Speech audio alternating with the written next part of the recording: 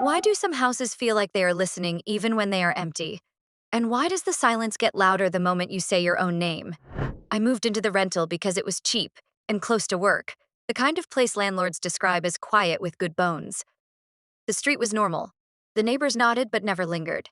And the house smelled faintly of old paper even after I cleaned. The first night, I noticed the quiet was not just quiet, it had shape. When I turned off the lights, it felt like something leaned in.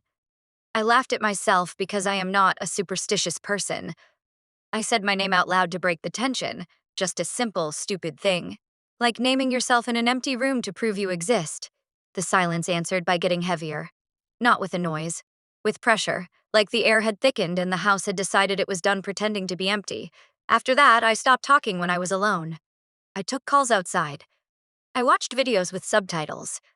I even chewed carefully because the sound of my own jaw suddenly felt too personal.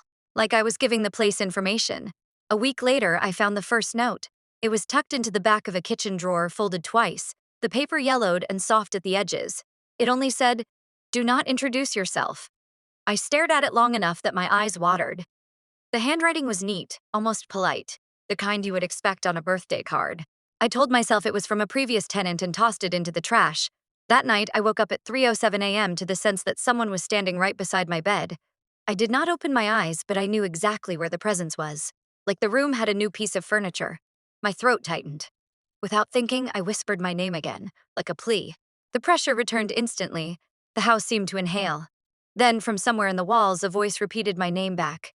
Not loud, not even clear, like it was learning the shape of it. The voice sounded like a recording played through fabric.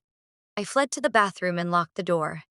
In the mirror, I saw a faint line of dust along my hairline, as if something had pressed its mouth to my scalp. The next morning, I checked every room, every closet, every crawl space. No one, no speakers, no vents big enough for a person. But on the living room wall, right above the light switch, there was a new smudge where none had been before. A handprint, dragged downward as if someone had been feeling for the switch in the dark. That night, I tried something different.